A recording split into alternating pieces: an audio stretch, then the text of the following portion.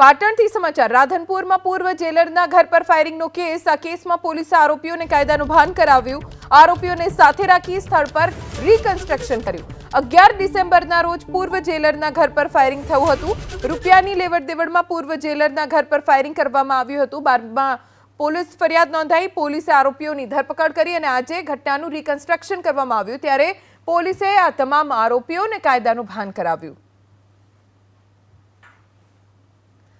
આરોપીઓને સાથે રાખીને ઘટના સ્થળ પર પહોંચી પોલીસ અને કેમ હુમલો કરવામાં આવ્યો, કેવી રીતે હુમલો કરવામાં આવ્યો, 11 ડિસેમ્બરના રોજ શું બન્યું હતું, એ તમામ વિગતો ઝીણવટપૂર્વક પોલીસે જાણી અને સાથે ઝડપાયેલા આરોપીઓને કાયદાનું ભાન પણ કરાવ્યું।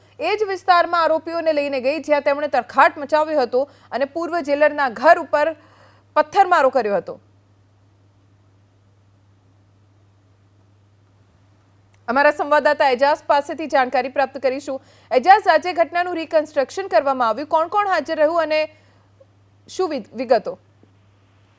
જે રીતના 11 ડિસેમ્બરના દિવસે રાધનપુરના અંદર રાત્રિના સમયે અમુક કથમોટ 5 દ્વારા ફાયરિંગ તેમજ તોડફોડની ઘટના સામે આવી છે। એટલે કહી શકાય કે રાધનપુરના પૂર્વ જેલરના ઘરે ફાયરિંગ તેમજ તોડફોડ કરવામાં આવી છે અને ત્યારબાદ આજુબાજુના વિસ્તાર ભયનો માહોલ થયો હતો। ત્યારે ફરિયાદી દ્વારા રાધનપુર પોલીસ સ્ટેશન તેને પોલીસ દ્વારા આરોપીઓની શોધખોળ શરૂ કરી હતી, પરંતુ છેલ્લા 1.5 મહિનાથી આરોપી છે તે પોલીસના સંકલનમાં આવતા નહોતા। પરંતુ પોલીસને બાતમી મળી હતી એટલે કોલ ટ્રેસ કર્યા બાદ આરોપીની બાતમી મળી હતી। ત્યારબાદ આરોપીઓને પોલીસ દ્વારા અટકાયત કરી છે અને 5 જેટલા આરોપીને એલસીબી તેમજ એસઓજી દ્વારા અટકાયત કરી છે। ત્યારે આજે જે તમામે તમામ આરોપી છે તેને પાટણથી અહીં રાધનપુર ખાતે લાવવામાં આવ્યા છે। જે જગ્યાએ ફાયરિંગની ઘટના બની હતી તે વિસ્તારના કરવામાં આવ્યું છે અને પોલીસ દ્વારા રીકન્સ્ટ્રક્શન કરવામાં આવ્યું છે। એટલે કહી શકાય કે જે રીતના લોકોના અંદર ભય પેદા કર્યો હતો ને ગોળી ફાયરિંગ કરવામાં આવી હતી તેને લઈને હાલ તો પોલીસ દ્વારા તમામ આરોપીના જગ્યાએ કરવામાં